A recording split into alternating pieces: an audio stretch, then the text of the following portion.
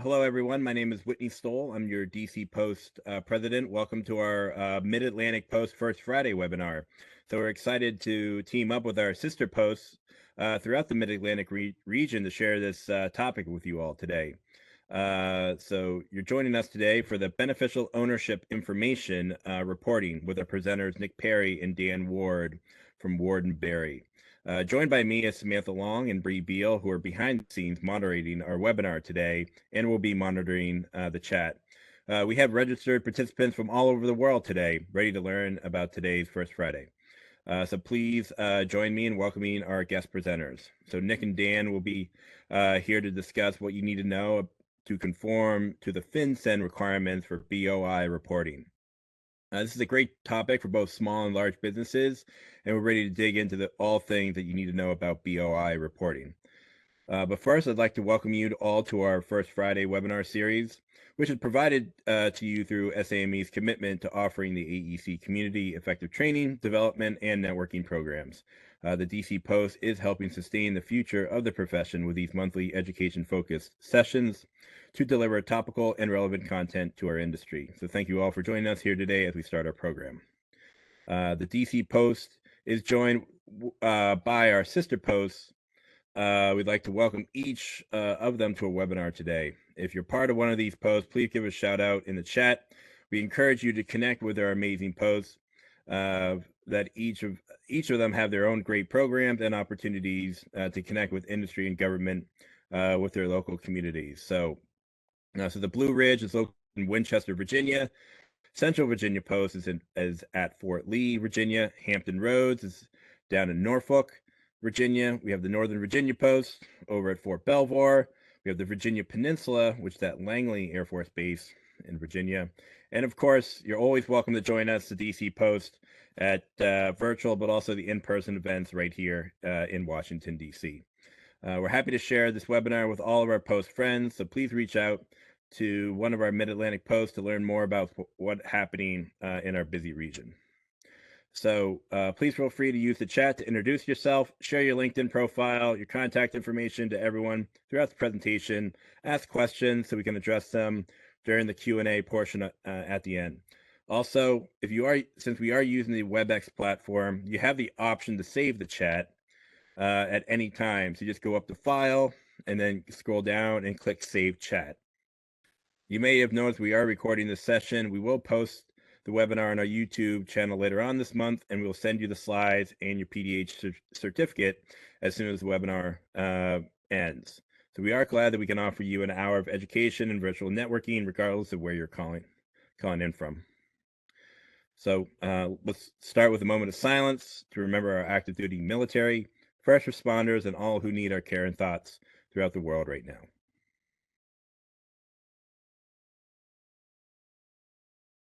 Thank you. Please join me in the Pledge of Allegiance. I pledge allegiance to the flag of the United States of America and to the republic for which it stands, one nation, under God, indivisible, with liberty and justice for all. We'd like to take a moment to thank our DC Post First Friday sponsors, Fox Rothschild and Parsons Corporation. We truly appreciate your support, and we are grateful for your generosity by making this webinar series possible. Your support helps us meet our society goals, including providing educational content for our members, industry and government engagement, building resilient communities, connecting with our future leaders through our student and young member groups, enriching the STEM pipeline, and preparing our military and veterans for life after service. If you're not already a DC Post sponsor and would like to support our post with annual sponsorship, we'd love to add your name to the slide for future programs and events this year. Annual Platinum sponsors and First Friday sponsors help support this webinar with free registration for SAME members and full-time students.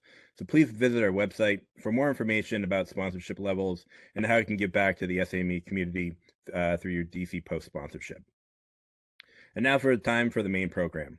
And please note this program will provide one professional development hour from the DC Post. So look for an email with the subject line, document delivery, from SAME DC and Eventbrite with a copy of our program slides, your PDH certificate, and a list of opt-in attendees who pre-registered for the session.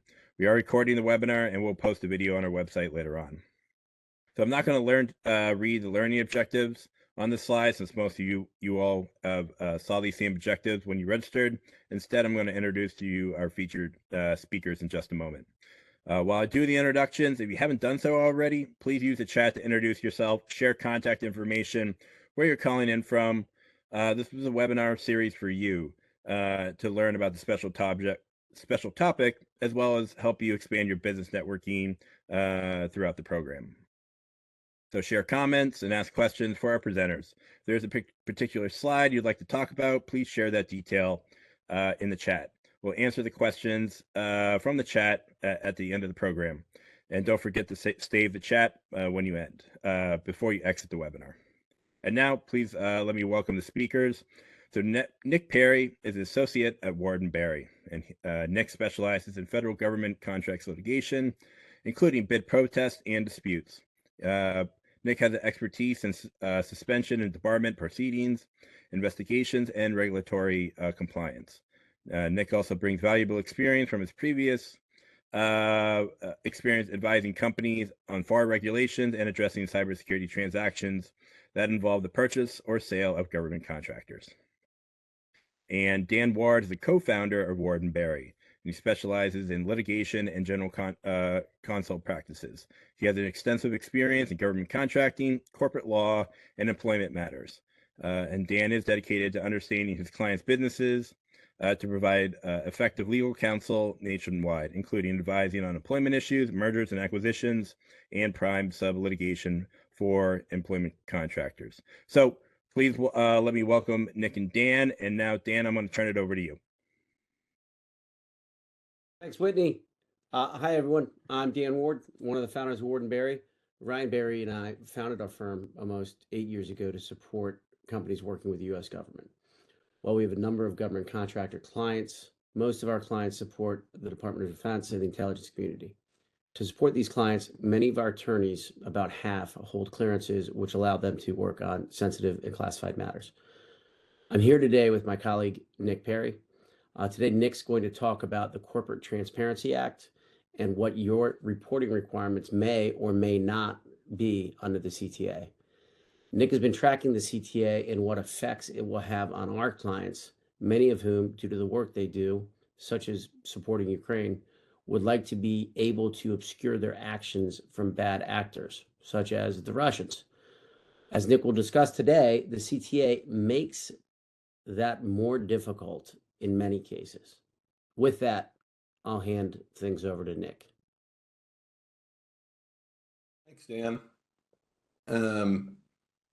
Happy to be here. Thank you all for having us. And as Dan mentioned, the corporate transparent, our firm is our real focus is government contracting companies, but the Corporate Transparency Act is a really broad and far-sweeping law that really will impact all businesses. So just keep that in mind as we go forward, even if for whatever reason your business doesn't touch directly on government contracting. This is still a law that you need to know about. So with that, we'll get started. Just a quick agenda for today. So I'm going to talk a bit about the concept of beneficial ownership, and also give you a brief overview of the regulatory and legal landscape impacting the reporting of beneficial ownership information to the government. And then we'll get into the meat of the presentation, which is the Corporate Transparency Act and that law's reporting requirements.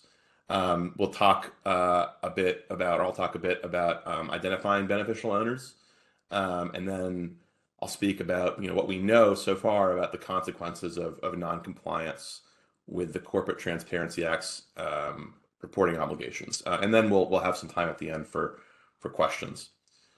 So to get us started, what is beneficial ownership? Why is it important? So, as I said, this presentation will primarily focus on the Corporate Transparency Act, which was a federal law passed in 2021 to standardize the U.S. government's collection of beneficial ownership information and to crack down on the use of opaque business and corporate structures to launder money and finance illicit activities like terrorism and drug trafficking.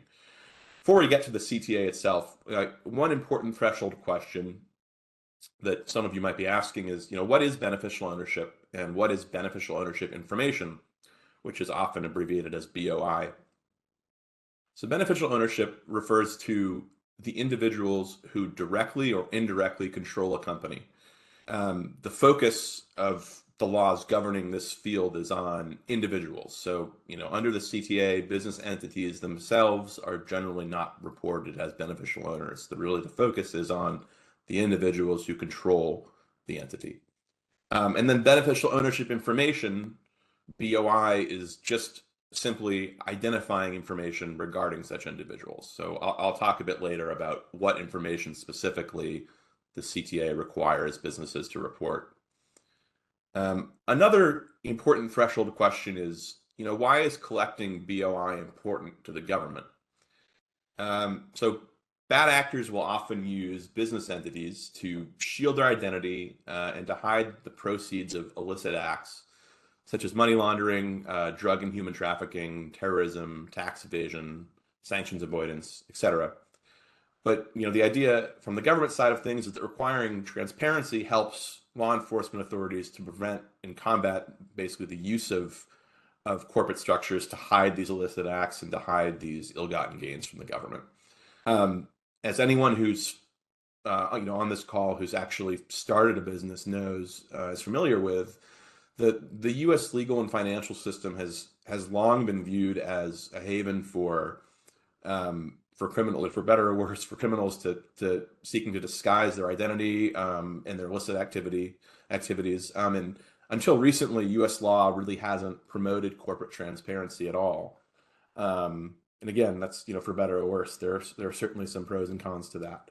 So just as an example, in its 2022 Financial Secrecy Index, global watchdog, the Tax Justice Network, ranked the United States as the jurisdiction most complicit in helping individuals to hide their finances from the rule of law. And you'll see this if you're involved in forming a business. This is reflected in the fact that state laws and regulations governing the formation of businesses generally don't require businesses to report much, if any, information regarding who their beneficial owners are. One study that I think is worth citing is from 2019, and that concluded that at least at the time of that report, again, I think things have changed a little bit since then, but even just a few years ago, every state in the U.S. required more personal information to obtain a library card than to establish a business entity. So the upshot of all of this is that the Corporate Transparency Act really represents a sea change, a really significant change in the U.S. legal and financial system's approach to corporate transparency. It's a really significant development that's going to impact tens of millions of businesses.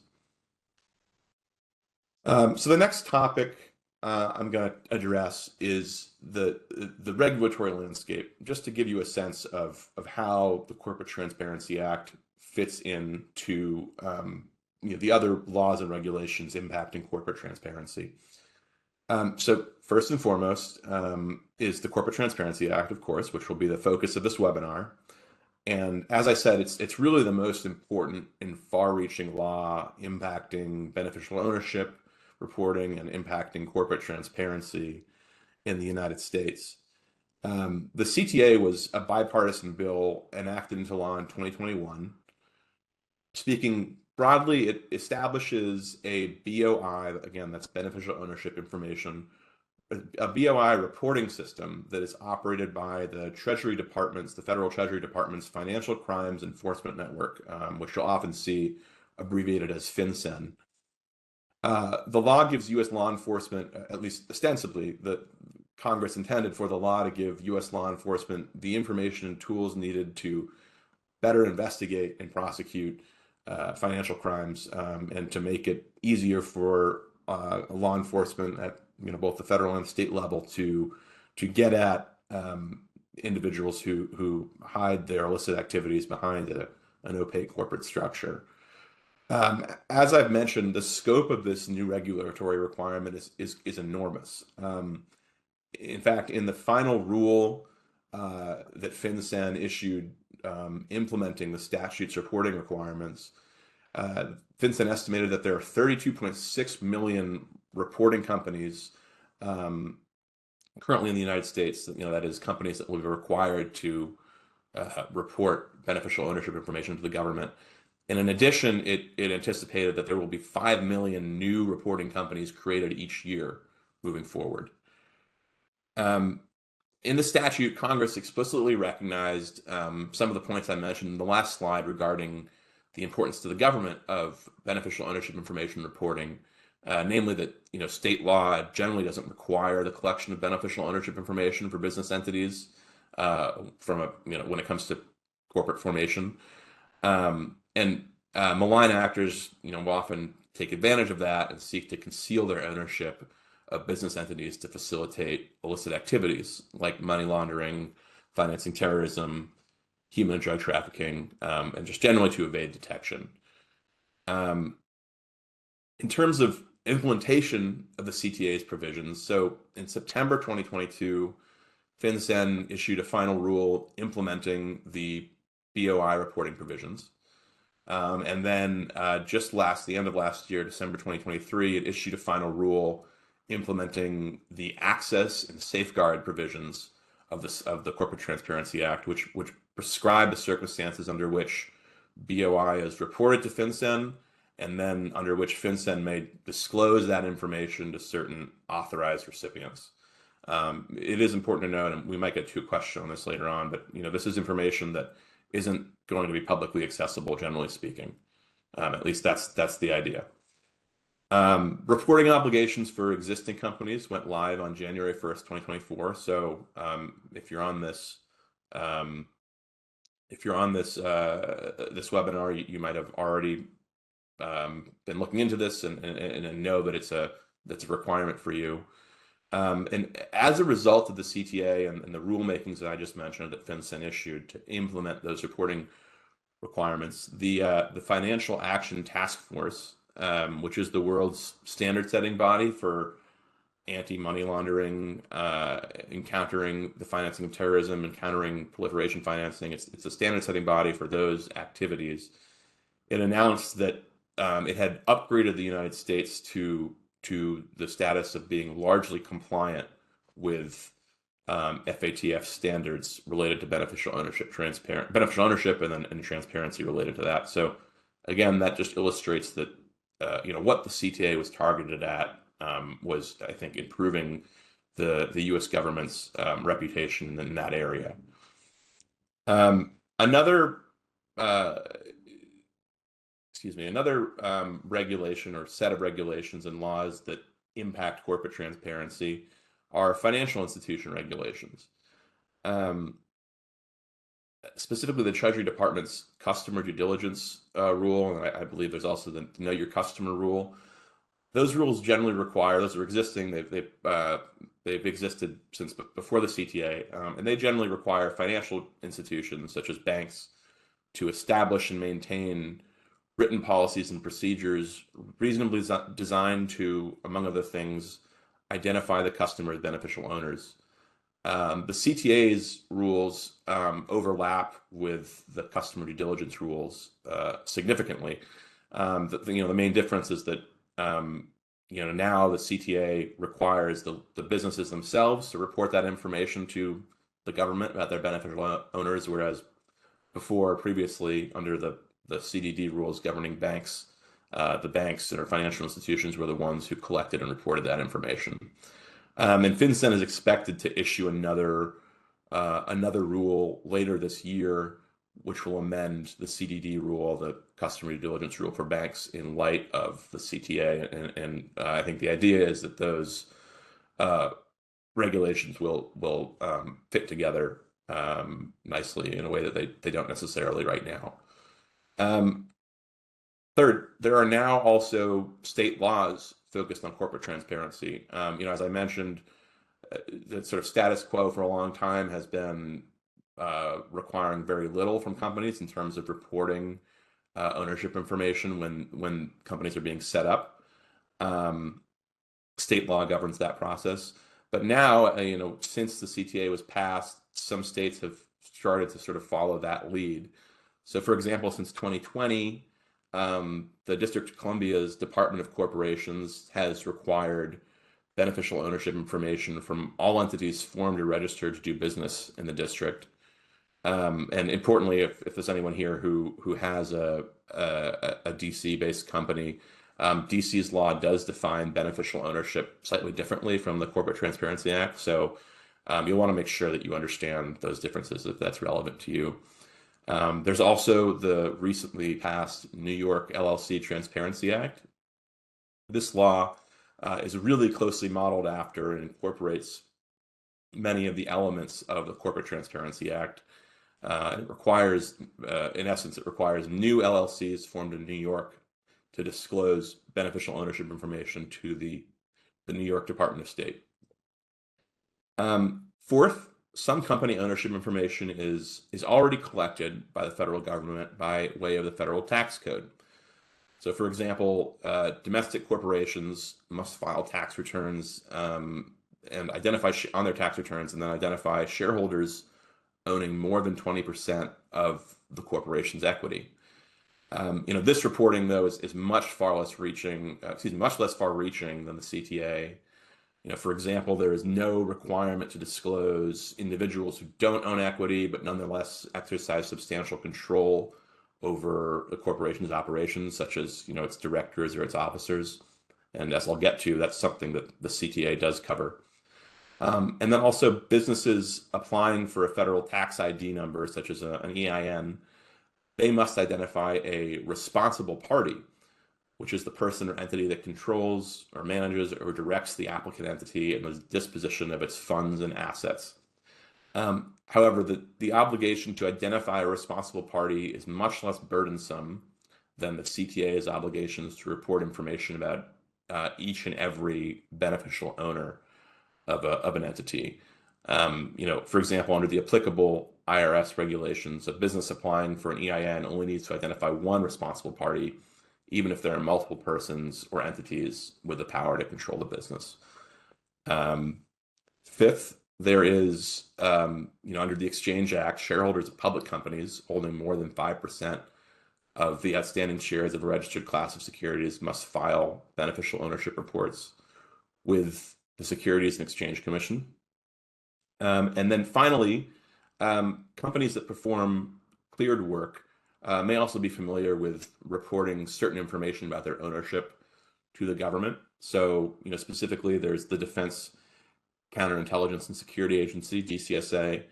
DCSA's regulations provide that entities engaged in providing goods or services to the U.S. government involving access to or the creation of classified information have certain reporting and mitigation obligations related to their ownership or control by foreign entities.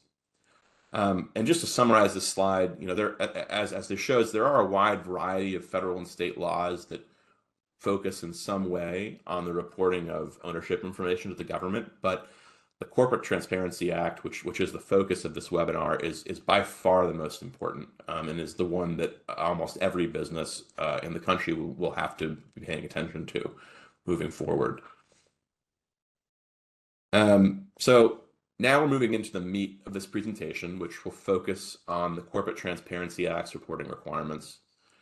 So one of the most important questions from a compliance standpoint is who must report BOI to FinCEN? There are two categories of entities which must report BOI. There are domestic reporting companies and foreign reporting companies. So how are these terms, domestic reporting companies and foreign reporting companies, how are these terms defined by the CTA and its implementing regulations? Domestic reporting companies are corporations, LLCs, and any other entities created by the filing of a document with the Secretary of State or any similar office in the United States. Foreign reporting companies are entities, including corporations and LLCs, formed under the law of a foreign country that have registered to do business in the United States by the filing of a document with a Secretary of State or any similar office. So you'll notice that the focus of these definitions is on whether the business entity files a document with the Secretary of State for creation or registration purposes. It's important to note that simply submitting a request to a government agency, a state or federal government agency for benefits, like a tax identification number or a fictitious business name or some sort of license, that in and of itself doesn't create or register a business, and therefore it's not enough to trigger the CTA's reporting requirements. What really is important is whether you have to file something with the relevant Secretary of State and the jurisdiction where you're operating to form, or to, if you're already been formed and you're foreign, to do business. Just one sort of aside here, it's important to note. So general partnerships and sole proprietorships likely will not have to report beneficial ownership information to FinCEN, since those entities are generally not required to file any sort of document with the Secretary of State for the purposes of formation or registration. As a brief aside, you might be aware that if you own an LLC or are involved in managing one, you might be aware that single-member LLCs may elect to be treated as sole proprietorships for federal tax purposes. The CTA's reporting requirements would still apply to these, disregarded entity LLCs, since setting up any type of LLC generally requires a filing with the relevant Secretary of State's office. And then to reiterate, for foreign businesses, only those that must register to do business in a U.S. state are considered reporting companies under the CTA. Now, the criteria for whether a reporting company must register in a must register in a U.S. state depends on the laws of the state. So, for example, in some states, a foreign company may be able to sell products through a third party or maintain a bank account without registering, but to do anything more, such as maintaining a warehouse or some other physical operation, would require registration with the Secretary of State of that jurisdiction. The important takeaway there is, if you're a business from a foreign country, it's really a state by state specific analysis of whether or not registration is required, and then if registration is required, that triggers the Corporate Transparency Act's reporting obligations. This flowchart, I won't spend much time on this slide, but this flowchart is a helpful graphical representation of how a business should determine whether it qualifies as a reporting company under the CTA. And I know you will all get access to these slides after the webinar, but you can also reference the source for this flowchart. I didn't make this. It comes from FinCEN's Small Entity Compliance Guide for Beneficial Ownership Reporting Requirements. This is a really helpful resource, and it's available to anyone on FinCEN's website. I've written it down, the name there, on the slide as well, and I really encourage anyone who's who is involved in managing a business or owns a business to check it out. It is a really helpful resource. So now that we know what constitutes a reporting company under the CTA, which triggers an obligation to report beneficial ownership information, you're probably wondering, are there exemptions that my business can take advantage of? The answer is yes. There are 23 types of entities that are explicitly exempt from FinCEN's BOI reporting requirements, notwithstanding the fact that they satisfy the definition of a domestic or foreign reporting company. So, these are businesses that meet that basic definition because, for example, they file something with the Secretary of State in order to form and become a going concern. But notwithstanding the fact that they satisfy that definition, the rule explicitly exempts them from having to report any beneficial ownership information to FinCEN. As I'll address, on the next slide, there is a long list. Many of them probably are not relevant of exemptions. Long list of exemptions. Many of them probably are not relevant to the participants of this call, but that information is included here just in case you want to take a closer look. Some of the noteworthy exemptions are the ones that I've flagged here on the slide for you all. So public companies are exempt. This is an example of an exemption existing because the CTA, or excuse me, because public companies they're already heavily regulated by another government agency, and in this case that's the Securities and Exchange Commission. And as I mentioned earlier, public companies already have to report a fair amount of beneficial ownership information to the SEC. So that's probably the reason why they're exempt from the CTA's reporting requirements. Tax-exempt entities are also exempt from the CTA's reporting requirements. This is essentially any 501c organization. Inactive entities are exempt from the reporting requirement, but of course, this being a statute with implementing regulations, there is a very specific definition for what is an inactive entity for the purposes of the CTA. So an inactive entity is defined as one that is in existence on or before January 1st, 2020, is not currently engaged in any active business, is not owned by a foreign person, whether directly or indirectly or wholly or partially, has not experienced any change in ownership in the preceding 12 months, has not sent or received any funds in an amount greater than $1,000 in the preceding 12 months, and does not otherwise hold any kind or type of assets, including whether in the United States or abroad, including any ownership interests in any other corporation or an LLC or other similar entity.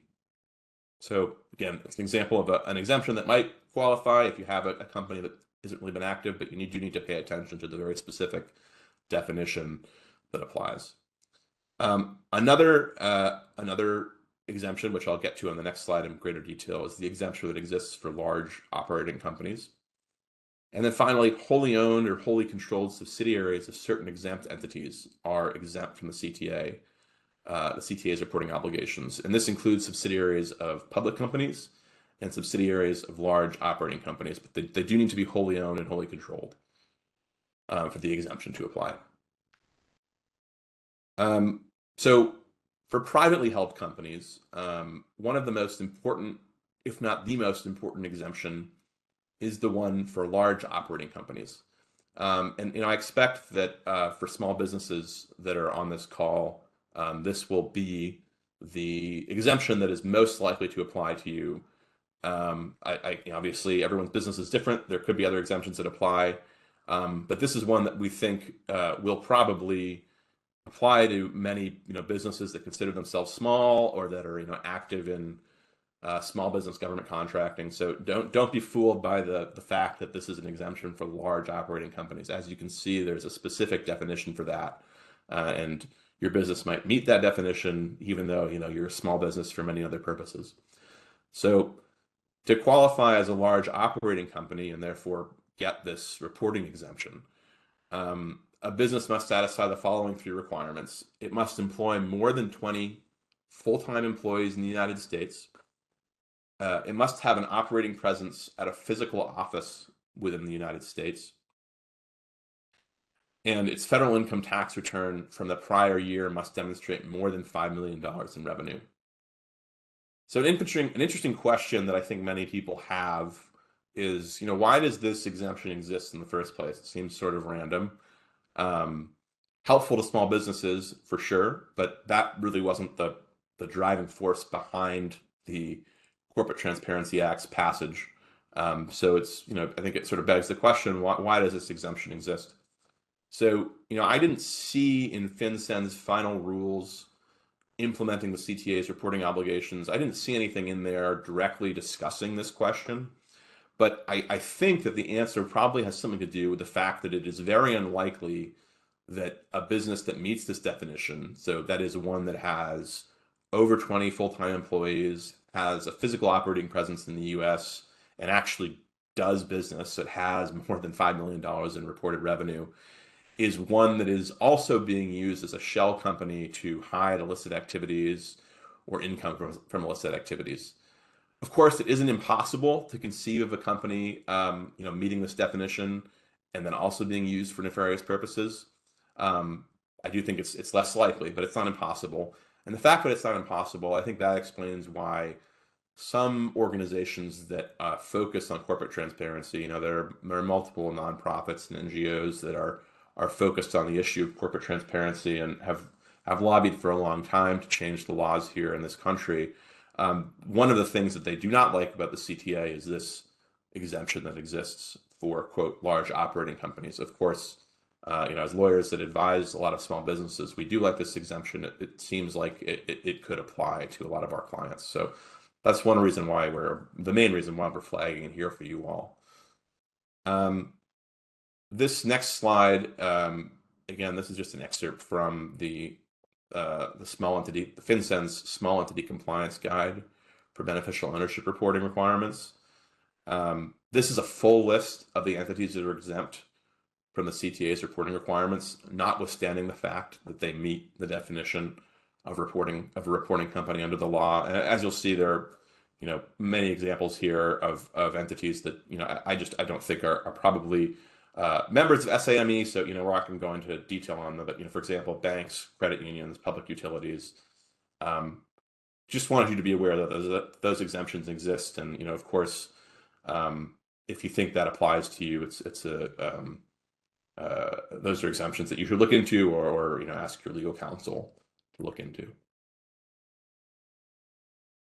Another important question related to the CTA is, what information must I report to FinCEN, assuming I am covered by the law? So for the reporting entity, you must report the entity's full legal name, any trade name or doing business as name, address information such as the principal place of business for the company, its jurisdiction of formation, so where it was formed, and taxpayer identification number. And then for any beneficial owner and any company applicant, you must report the individual's full legal name, their date of birth, their address information, and a unique identifying number from any non-expired entity, any non-expired identity document, such as a driver's license or passport, and then you also need to provide a copy of that document. Just a brief note, you heard me, and you'll see actually on reference on the slide here, the phrase company applicant. That is another important concept to understand in addition to beneficial owner. So the company applicant is the individual who actually filed or was primarily responsible for filing the creation or registration document for a company with the applicable Secretary of State. So, for example, if you used a law firm or a corporate services firm to set up your LLC, there was a person who worked for one of those entities that actually submitted the certificate of formation, for example, to the Secretary of State. So that person in these instances would be the company applicant. So you'll also need to collect identifying information on about them and provide that to the CTA, to FinCEN. The good news with the company applicant wrinkle that I just mentioned is that only reporting companies created or registered on or after January 1st, 2024 need to disclose any information related to their company, to their company applicant. So if you're an existing business that has existed for a while now, reporting information on the company applicant isn't something you need to worry about. But if you're new, or if you'll be starting a business in the future, it is something you'll need to think about. We'll now quickly address some important deadlines related to the beneficial ownership information reports. So the CTA's reporting requirements went live on January 1st of this year. For reporting companies created or registered to do business in the U.S. prior to January 1st, 2024, the initial report is due by January 1st, 2025. However, the reporting timeline is more compressed for newer businesses. So for reporting companies created or registered to do business between January 1st, 2024 and January 1st, 2025, the initial report is due within 90 calendar days after receiving actual or public notice of the company's creation or registration. And then for any reporting companies created or registered to do business moving forward after January 1st, 2025, the initial report will be due within just 30 days of actual or public notice of the company's creation or registration becoming effective. So existing entities have or will have about 1 year to do this, to report this information, but for newer entities, things get much more compressed, much more quickly. So another very important topic for businesses subject to the CTA is identifying who your beneficial owners are. So the beneficial owners of a reporting company are individuals who directly or indirectly exercise substantial control over the reporting company, and those that directly or indirectly own or control at least 25% of a reporting company's ownership interests. So, in a nutshell, the definition of a beneficial owner under the CTA captures both owners of a firm and then the firm's top level management. There are some exceptions. So, the following individuals are not beneficial owners under the CTA, even if they somehow meet the statute's definition of that term. So these exceptions would be minor children, individuals acting as nominees, intermediaries, custodians, or agents, employees who are not senior officers but nonetheless exercise substantial control based purely on their employment status, individuals whose ownership interest is a future interest based on inheritance, and creditors of a reporting company. So next, you might be wondering, what do these key phrases, substantial control and ownership interests, mean? So substantial control includes any individual who serves as a senior officer, has the authority to appoint or remove any senior officer or the majority of the board of directors or a similar body, such as a board of managers in the context of an LLC. It also includes someone who directs, determines, or has substantial influence over important decisions, which is actually a defined term. Important decisions include regarding company's business, include decisions regarding the company's business, finances, and structure. And then there's also a catch-all provision at the end. So substantial control also involves someone who has any other form of substantial control over a reporting company.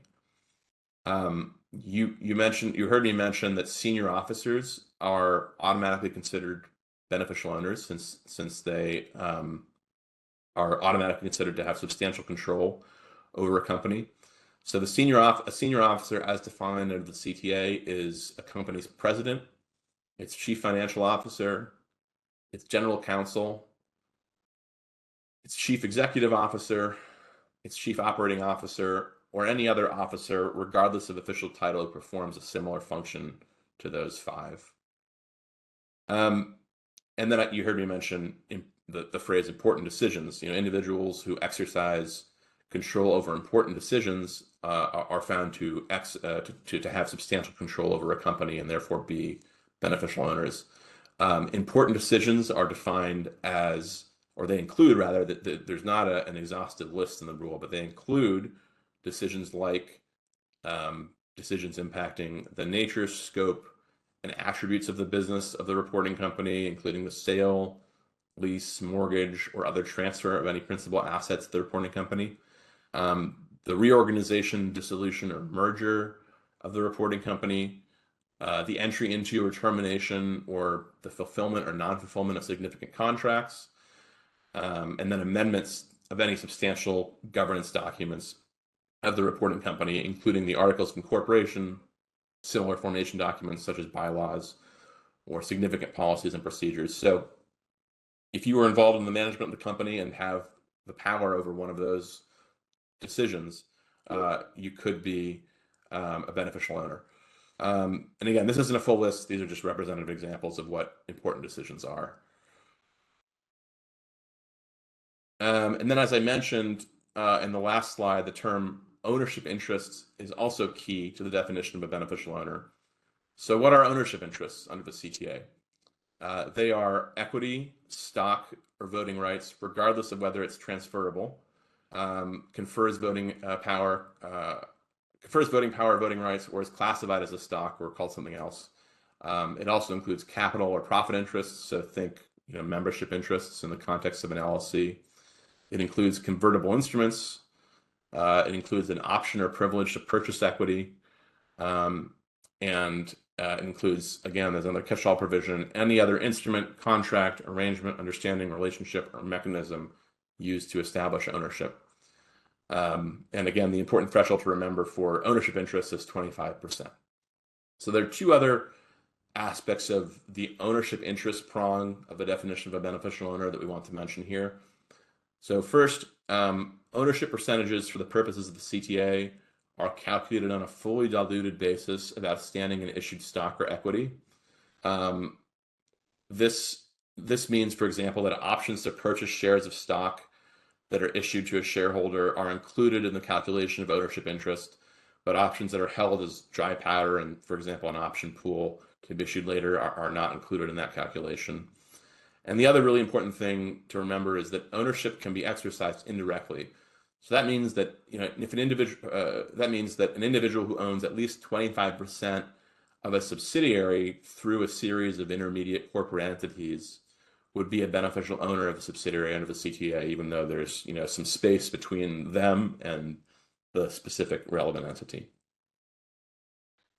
And finally, this will be the last slide before we go to questions. Now that we've explained some of the nuances of the CTA's BOI reporting requirements, we're going to address the consequences of failing to comply with those requirements, or probably better stated, what we know about the consequences now. This law is new and really hasn't been enforced yet, so this is an area where there's still a lot of ambiguity.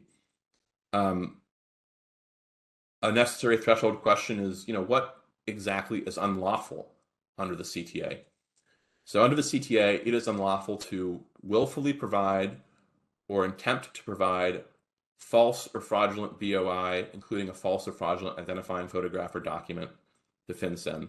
Importantly, liability under this CTA provision can be triggered both directly or indirectly, which means that providing false or fraudulent information to another person for that person to submit to FinCEN as part of a BOI report would also trigger liability. It is also unlawful to willfully fail to report complete or updated beneficial ownership information to FinCEN.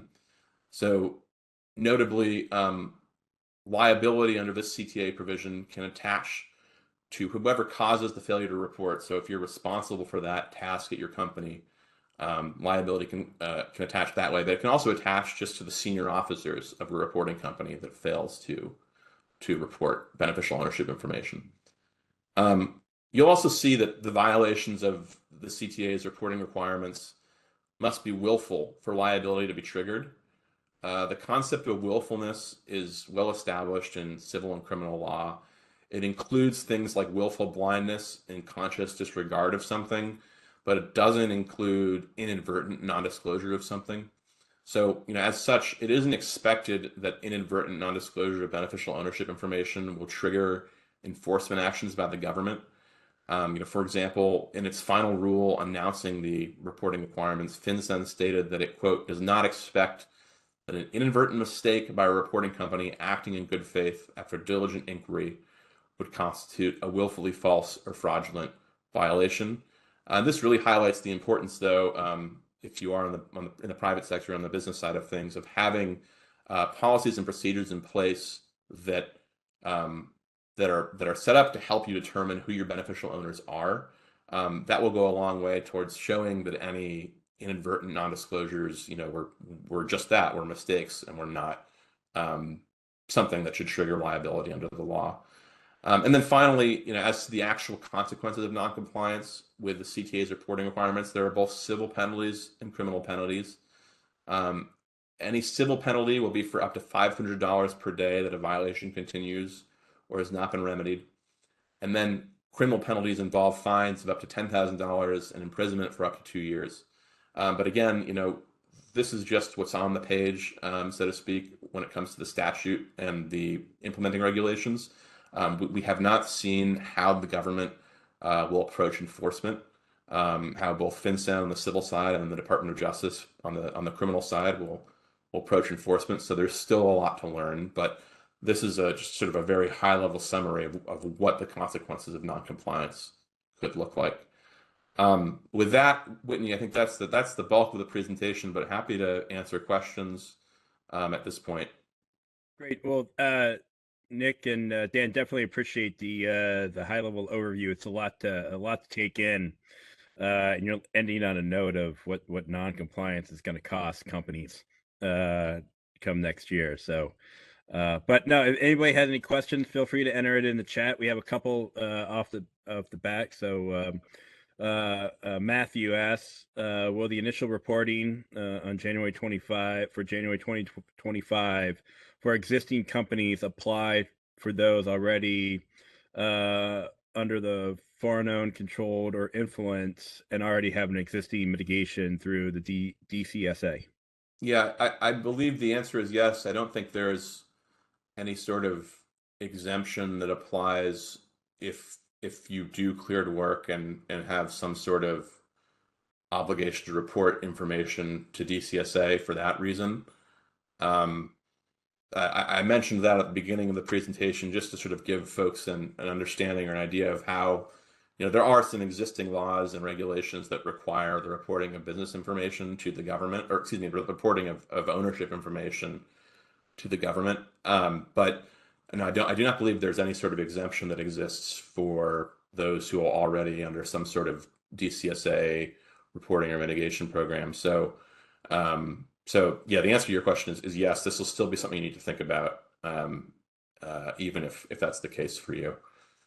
Yeah, just Okay. to add on that, if you are a a foci mitigated entity, for a subsidiary of a foreign company, if you qualify as a large company in and of yourself, meaning the foci mitigated entity, like Mitsubishi US, whatever it would be, then you wouldn't have reporting obligations. But Right.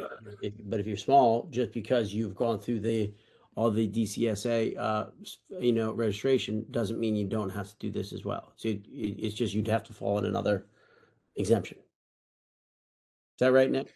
Yep. Yep. And when I say, this is something you need to think about, I mean, the law's obligations are something you need to think about, but, of course, your business might qualify for one of the exemption for being a wholly owned subsidiary of an exempt company, or it might be in and of itself a large operating company, a large operating business that is exempt. So it's not to say that you automatically have reporting obligations, just that issue doesn't in and of itself, exempt you from the reporting requirements. So Jack asks, does this apply to condo associations?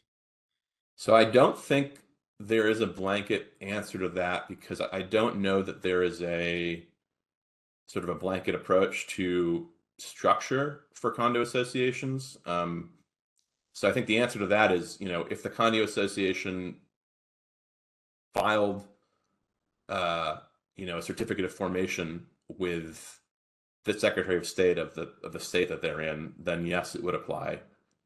If they didn't, and if condo associations aren't required to do that sort of filing or registration in their state, then it wouldn't apply. So I don't think there's an explicit addressing of condo associations in the law.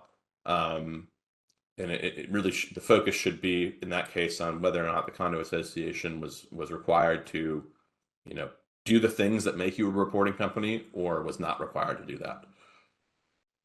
Yeah, Okay. it's a good question, and it's way outside my lane. I wouldn't even thought of a condo association. You might whoever asked that question, you might check. There's a really long list of FAQs on FinCEN's BOI webpage, which we can circulate the link to as well. But I believe I've seen a question on that list about condo associations, so you might check there as well. Okay. We got time for probably one, maybe two more, but so what should I be doing now to prepare for the CTA's reporting obligations? Yeah, and that's obviously that's probably the most important question, I think.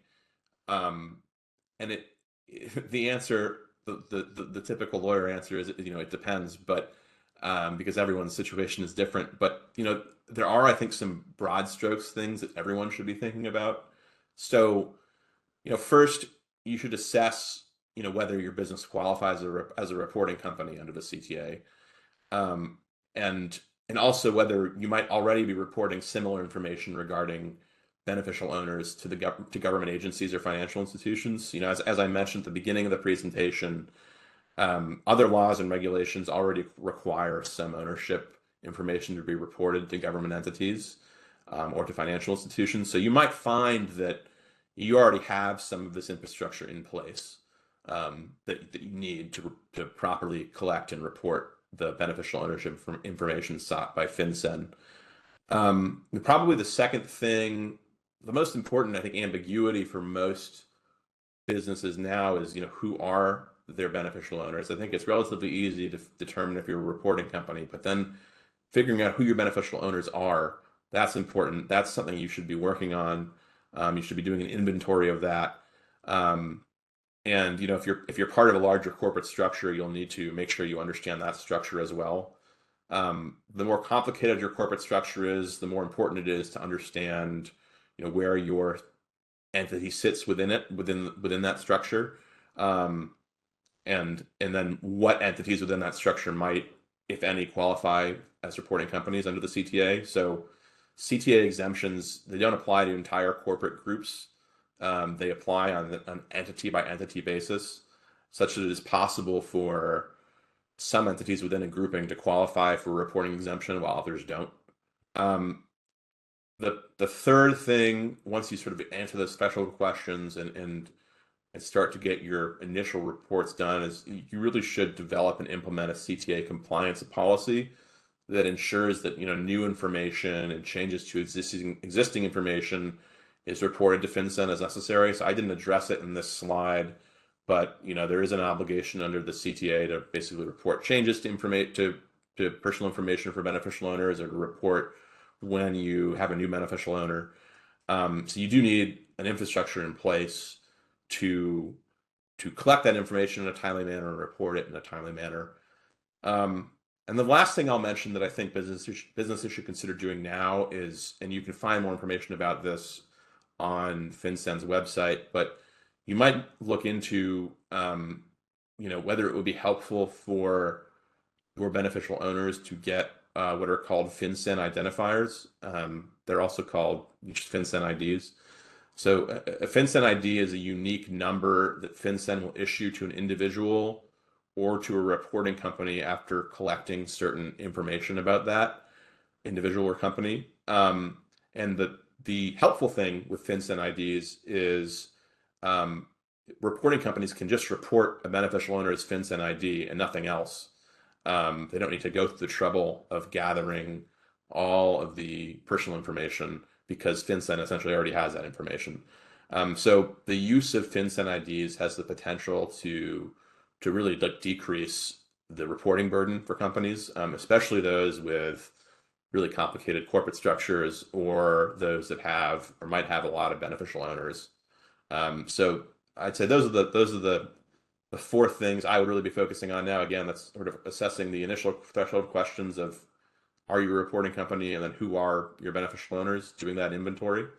And then moving forward. I got one quick question, and I got to close out, but they're Sure. happy to stay afterwards. Just real quickly, should you have a CPA help you file this information, or should you reach out to a law firm such as yourselves or in-house counsel that'd be able to help you put this information together? Again, I think it really depends on your comfort level. There are certainly experts who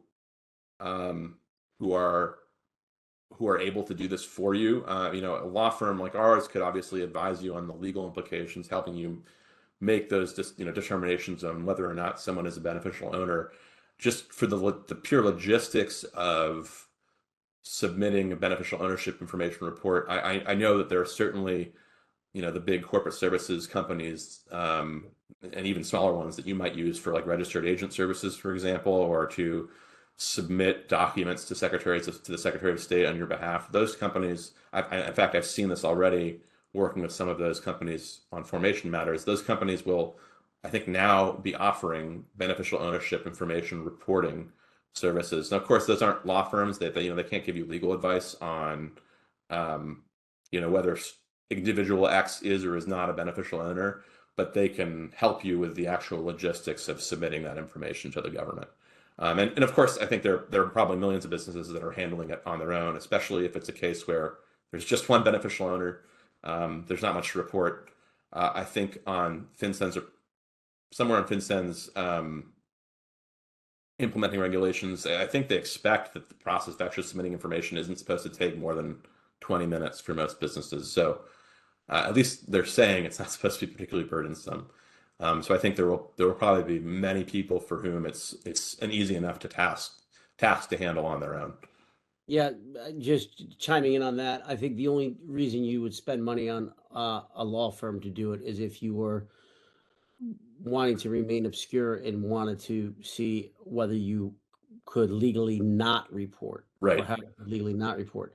But the actual reporting, like Nick said, it's a ministerial effort. I mean, Right. if you don't care that someone knows that you own, Bob's Burgers, then it's something that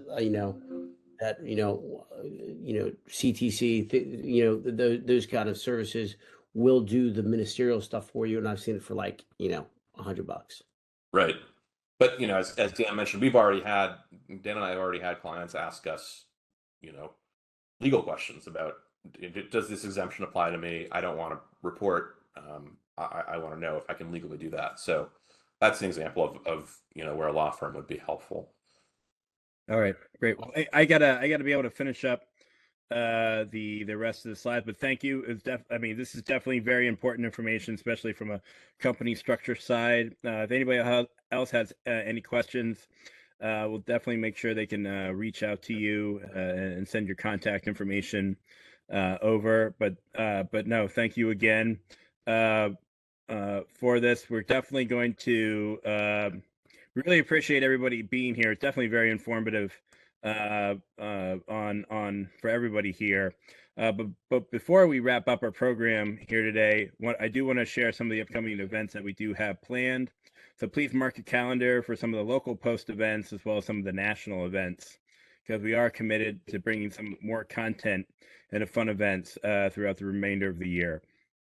So our next First Friday is on Friday, November 1st on human factors in the workplace design, designing spaces that are more naturally human, which is presented by Rebecca Horton from Miller Knoll. So to learn more about how physical, social, and cognitive ergonomics in the workplace can help you feel more connected and healthier at work. As everyone will earn one PDH certificate, and registration is actually open now. If you are interested in sharing your knowledge on educational topics on the First Friday series, we are accepting presentations for January, February, March 2025. So you can visit our website and submit your topic today. Sponsorship is also available to support this popular program.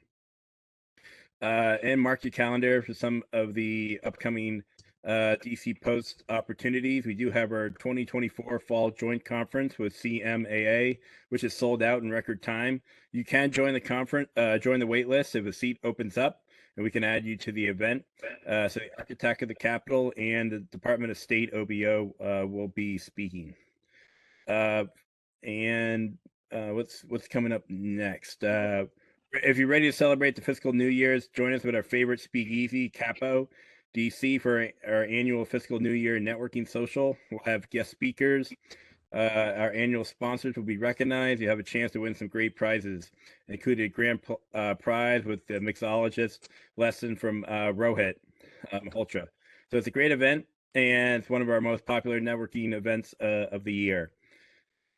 And are you ready to hear about new trends and opportunities in healthcare? We partnered with AMFP DC in Baltimore for a powerhouse panel of participants from the Defense Health Agency, Indian Health Service, Veterans Affairs, and Inova Health Systems to bring you a 1.5 hour PDH luncheon program that you won't want to miss. This event is already 50% sold, so you don't wait to reserve your ticket today.